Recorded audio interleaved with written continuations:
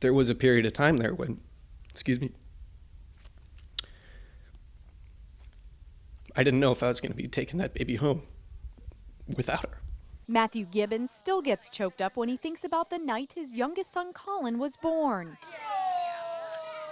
After having twins 5 years earlier, the Gibbons thought Colin's birth would be a breeze, but something went wrong. She was fading sort of in and out of consciousness, wasn't making a lot of sense, and was just very distressed.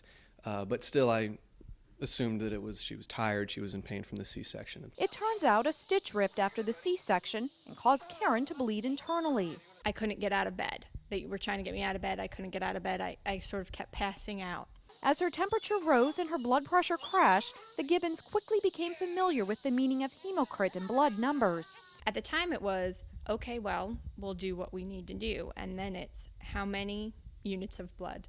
And then it's, okay, wait, that's a lot of blood. How much blood did I lose? The Gibbons didn't really realize just how bad things were until the next morning. That's when they learned that Karen received 6 units of blood. She spent 9 days in the hospital, and it took her about a year to recover. We didn't know how scared to be until, I guess, we were pretty much out of the woods. And then once that happened, of course, we were terrified. Ready, set, go! Now at age 2, Colin is a constant reminder of how lucky this family is to be together, thanks to 6 strangers who donated blood. 6 people took an hour of their time out of their day, probably didn't think anything of it, for me to be able to be here today. So anytime I think about it, I want to cry. You 6 people I will never meet, but